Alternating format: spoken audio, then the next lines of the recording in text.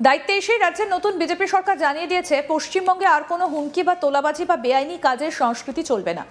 এমনকি তৃণমূলের আমলে যাদের বিরুদ্ধে তোলাবাজি চালানোর অভিযোগ রয়েছে এমন অনেককে গ্রেপ্তারও করা হয়েছে। কিন্তু এবার প্রোটেকশন মানি চাওয়া এবং তা দিতে না পারায় ব্যবসায়ীর ওপরে হামলার অভিযোগ উঠল বিজেপি কর্মী এবং বিজেপি আশ্রিত দুষ্কৃতীদের বিরুদ্ধে। ঘটনার জেরে চাঞ্চল্য ছড়িয়েছে বর্ধমান শহরে। জানা গিয়েছে নির্যাতিত ব্যবসায়ীর নাম সোমনাথ কর্মকার। শহর বর্ধমানের বিজেপির ৮ নম্বর মণ্ডলের অধীন জগৎবের এলাকায় তার সোনার উপর দোকান রয়েছে।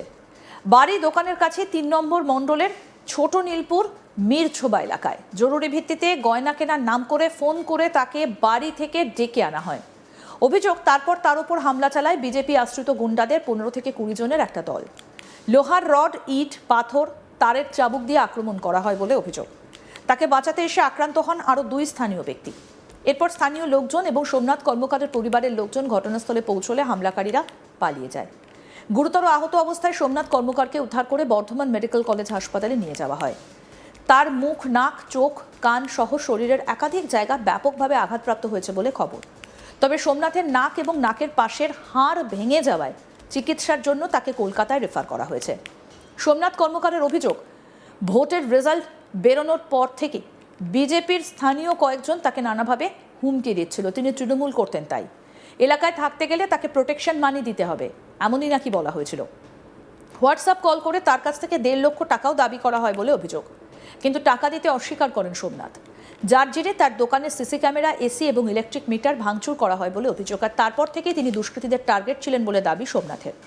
অবশেষে তার উপর হামলাও চালানো হয়।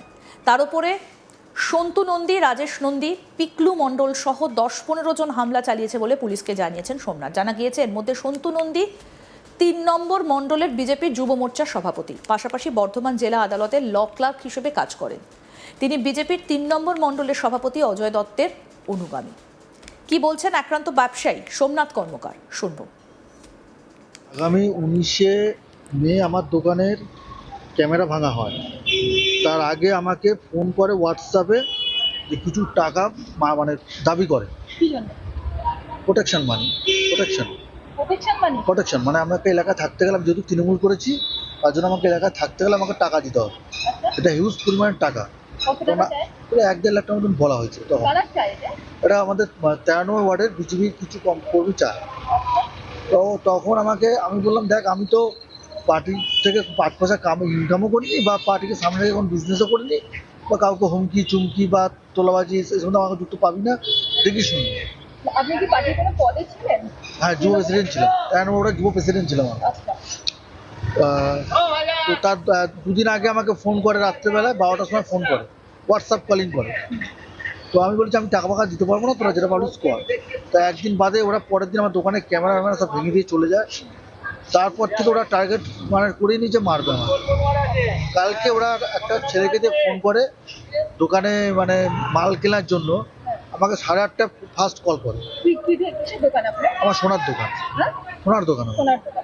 তো আমাকে মানে প্রথম বলে যে একটা মাল কিনবো, তো একটা গয়না কিনবো, তো তুমি কোথায় আছো? আমি বললাম আমি তো একটু মার্কেটে গেছি, তো তোর কি আজকেই লাগবে? বললো হ্যাঁ, আমি কালকে বেরিয়ে যাবো, তো আজকে দিলেই ভালো হতো। তো আমি তোকে তো চিনতে পারছি না। বললো তা দেখো, তোমার কাছে অনেক মাল কিনেছি, তুমি আমাকে দেখলে চিনতে পারো। ঠিক আছে, আমার তো গাদা ফোন আসে। তো আমি ওই ১০ মিনিট, তার আমার একটু দেরি হবে। তো আমি ওই 10:30 নাগাদ আমি দোকানের দিকে আসলাম, এসে ওকে ফোন করলাম যে তুই কোথায় আছিস, তাহলে একটু আজকে কি নিবি? বলে হ্যাঁ আমি যাচ্ছি, এখন দাঁড়াও যাচ্ছি আমি। তো আমি দোকানটা, সবাই একটা ছেলে প্রথম আসে, তো আমি দোকানটা খুলতে যাই তবে, আর গাদা ছেলে এসে আমাকে মানে ১৫-২০ জন হবে। হ্যাঁ হ্যাঁ, আমি যার নেতৃত্ব হয় তার নাম হচ্ছে সন্তু নন্দী। পদটা আমি বলতে পারবো না। হ্যাঁ, সক্রিয় কর্মী। ও আমার ক্যামেরাগুলো ওই ভেঙেছে, বিজেপি। হ্যাঁ, বিজেপি। আমার সে ফুটেজও আছে সেগুলো। ওর সঙ্গে আরো ছেলে ছিল, আমি তাদের নাম এখন বলতে পারছি না, তো ছেলেগুলোকে চিনি, তবে আইডেন্টিফাই করছি আমি। লোহার রড ছিল, আচ্ছা মোটা মোটা কেবেল ছিল, আর এরকম বড় ইট ছিল। আমাকে একা মেরেছে, আর আমাকে বাঁচানোর জন্য ২ জনা ছিল, তাদেরকেও বিভৎস মেরেছে। কেন হামলা কেন হয়েছে? আপনার ওই প্রোটেকশন মানি। প্রোটেকশন মানি, বিজেপির প্রোটেকশন মানি। হ্যাঁ, আপনি থানায় অভিযোগ করেছেন? এইবার করেছি, আগের বারে করিনি আমি।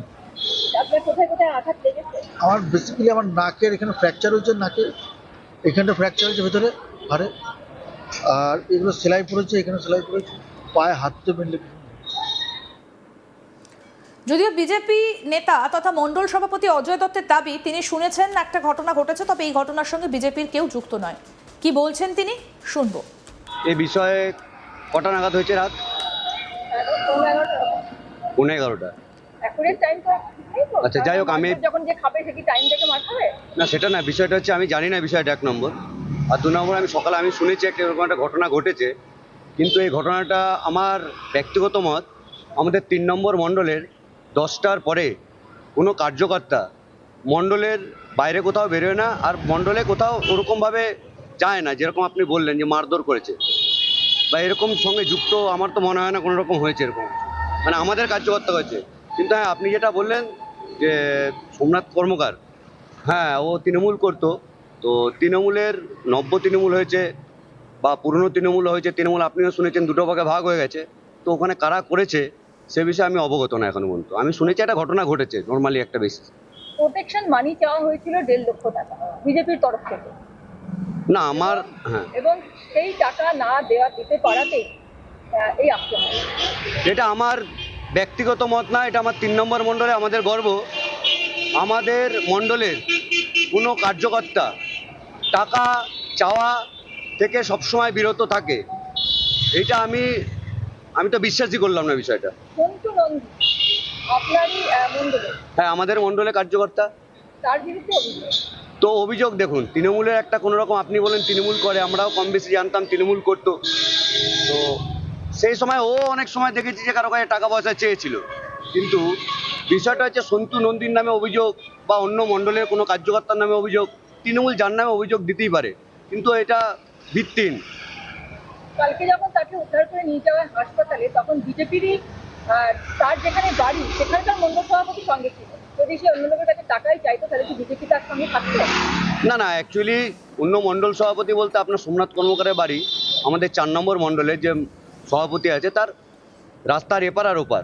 তো আমরা এখানে কোনো রকমভাবে আক্রমণ বা কোনো রকম এইসব জিনিসের মধ্যে জড়িতই থাকি না।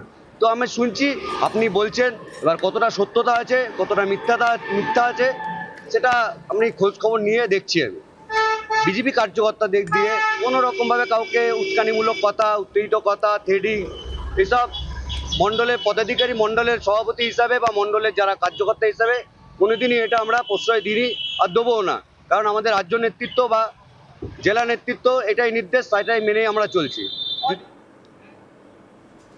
আরও আপডেট পেতে দেখতে থাকুন আজ থাক বাংলা, সাবস্ক্রাইব করুন।